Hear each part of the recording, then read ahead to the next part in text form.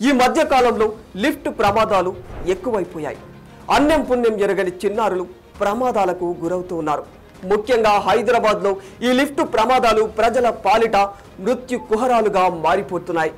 కళ్ళు మూసి తెరిచేలోపు విగత జీవులుగా మారిపోతూ ఉన్నారు. వరుస ప్రమాదాల గురించి వింటుంటే లిఫ్ట్ ఎక్కాలనే ఆలోచన వచ్చినా వెన్నులో వణుకు పుట్టే పరిస్థితి ఏర్పడింది. మొన్న నాంపల్లి అర్నవ్ మృతి మరవక ముందే మరో బాలుడు లిఫ్ట్కి బలైపోయాడు. ఓ హాస్టల్ లిఫ్ట్లో ఇరుక్కుని ఏడాదిన్నర బాలుడు మృత్యువాత పడ్డాడు. ఇక 2 రోజుల క్రితం సిరిసిల్లాలో లిఫ్ట్కి పోలీస్ కమాండెంట్ గంగారాం సైతం బలైపోయారు. అసలు ఈ లిఫ్ట్ ప్రమాదాలు ఎందుకు జరుగుతున్నాయి? ఇది సాంకేతిక లోపమా, నిర్వాహకుల నిర్లక్ష్యమా? ఈ వరుస లిఫ్ట్ ప్రమాదాలకు కారణాలేమిటి? అయితే హైదరాబాద్లోని మెహదీపట్నంలో ఓ లిఫ్ట్ బాలుడి ప్రాణం తీసింది. లిఫ్ట్ మధ్యలో ఇరుక్కొని అబ్బం శుభం తెలియని చిన్నారి ప్రాణాలు కోల్పోయాడు. అల్లారు ముద్దుగా పెంచుకున్న తమ కుమారుడు రక్తపు మడుగులో విగత జీవిగా పడి ఉండడం చూసి బాలుడి తల్లిదండ్రులు కన్నీరు మున్నీరు అవుతున్నారు.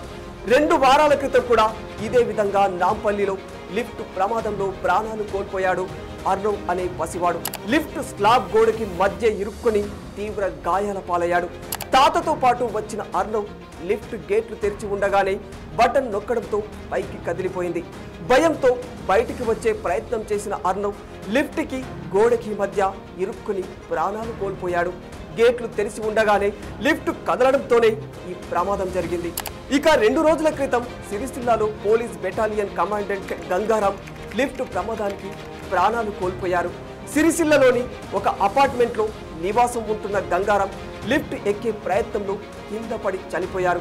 లిఫ్ట్ వచ్చిందనుకొని డోర్ ఓపెన్ చేసిన గంగారాం అందులో పడిపోయారు.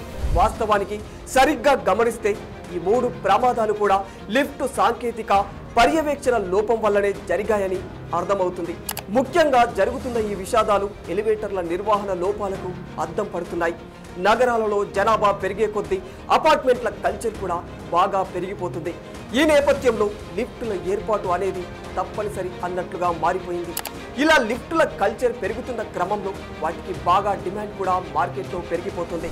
ఈ నేపథ్యంలోనే లిఫ్టుల తయారీ విధానంలో నాణ్యత లోపాలు పెరిగిపోతూ ఉన్నాయి. ఇంకా నిర్వహణ లోపాలు కూడా దీనికి తోడవడంతో ఇలాంటి ప్రమాదాలకు దారులు తీస్తూ ఉన్నాయి. వాస్తవానికి కర్ణాటక, తమిళనాడు, మహారాష్ట్ర, గుజరాత్, హర్యానా, యూపీ, పశ్చిమ బెంగాల్ లాంటి రాష్ట్రాల్లో ఎలివేటర్ల ఏర్పాటుకు ప్రత్యేక చట్టాలు ఉన్నాయి. ఏపీలో కూడా రీసెంట్గానే ఈ చట్టాన్ని ఆమోదంలోకి తీసుకువచ్చారు. కానీ తెలంగాణలో ఈ లిఫ్ట్ ఏర్పాటుకు సంబంధించిన చట్టాలేవి లేకపోవడం పెద్ద సమస్యగా మారిపోయింది. రాష్ట్ర విభజన తర్వాత తెలంగాణలో లిఫ్ట్ యాక్ట్ 2015 బిల్లు రూపొందించారు. కానీ అది చట్టరూపం దాల్చలేకపోయింది. అయితే Telangana elevators and escalators association లెక్కల ప్రకారం రాష్ట్రంలో ఏటా సుమారు 10,000 వరకు ఎలివేటర్ల అమ్మకాలు జరుగుతున్నాయి. వీటిల్లో 20% bureau of Indian standards BIS ప్రమాణాలను పొందుతున్నాయి. అయితే మిగతా 80% ఎలివేటర్లు నాణ్యత నిబంధనలు లేకుండానే మార్కెట్లో యథేచ్ఛగా అమ్ముడుపోతూ ఉన్నాయి.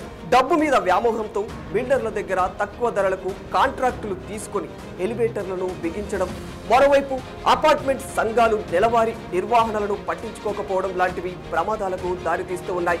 వాస్తవానికి లిఫ్ట్ ఏర్పాటు చేశాక విద్యుత్ శాఖ నో అబ్జెక్షన్ పత్రం జారీ చేయాలి.